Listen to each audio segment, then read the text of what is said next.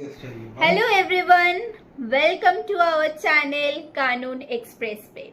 I hope आप लोगों को हेबियस कॉर्पस वाला टॉपिक समझ में आ गया। अगर नहीं समझ में आया तो let me know in the comment section.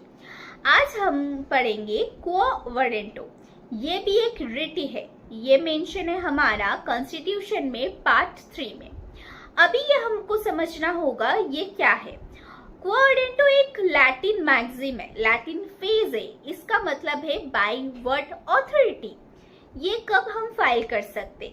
जब भी पब्लिक ऑफिस पे अनलॉफुली कोई भी पर्सन होल्ड करके बैठा हो ऑफिस, तो उस दौरान अपन ये फाइल कर सकते। अभी एक आधा एग्जाम्पल से हम समझने की कोशिश करते। समझे कोई म्यूनिसिपलिटी जो चांसलर होता है या फिर म्यूनिसिपलिटी में जो काउंसिलर होता है, वो समझे वो without any eligibility criteria fulfil किए बिना जो म्यूनिसिपलिटी एक्ट में लिखा हुआ है वो फुलफिल किया बिना ही वो ऑफिस होल्ड कर रहा है, तो उसके खिलाफ या फिर वो ऑफिस जो होल्ड किया है उनके खिलाफ ये क्वो वरेंटो रिट फाइल किया जा सकता है।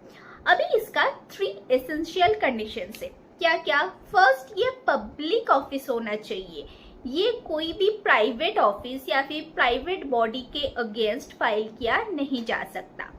सेकेंड, सब्सटैंटिव ऑफिस होना चाहिए। थर्ड, ये जो पर्सन है वो ऑफिस का पोजीशन में होल्ड होना चाहिए। अभी ये जो चीजें है इसको हम जब एग्जाम में लिखेंगे तो पॉइंट वाइज लिखेंगे। फर्स्ट अपन लिखेंगे कि इसका नेचर क्या है। सेकंड लिखेंगे इसका ऑब्जेक्ट क्या है।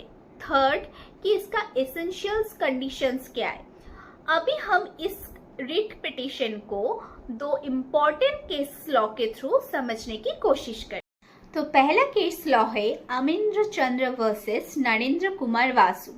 ये केस लॉ में ये हुआ था कि कैलकाटा की मैनेजिंग कमेटी के एक पोस्ट को लेकर के क्वेश्चनिंग किया गया था एंड ये रिट पिटिशन फाइल किया गया था।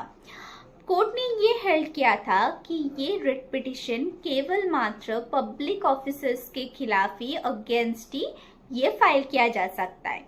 कोई भी प्राइवेट बॉडी हो, एजेंसी हो, स्कूल, कॉलेज, यूनिवर्सिटी के अगेंस्ट ये रिट पिटिशन फाइल नहीं किया जा सकता है।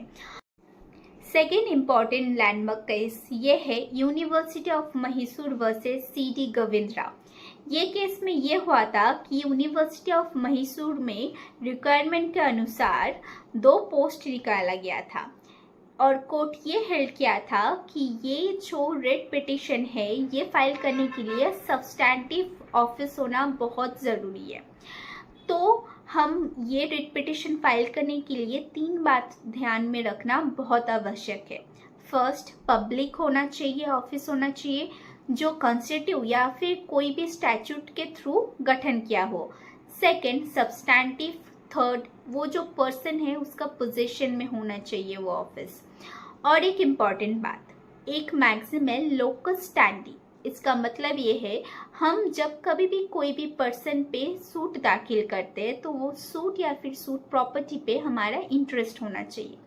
पर ये रिट पिटिशन के मामले में ये लोकस स्टैंडी रिलैक्स कर दिया गया है, यानी कि कोई भी पर्सन जिनका डायरेक्ट ना इंटरेस्ट हो वो भी पर्सन ये रिट पिटिशन फाइल किया जा सकता है, इस आधार पे कि वो पब्लिक इंटरेस्ट या फिर पब्लिक बेनिफिट के लिए ये रिट पिटिशन फाइल कर रहा है।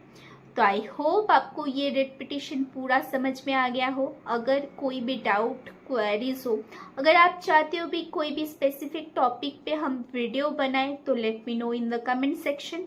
If you like this video, like, share and subscribe our channel. Thank you.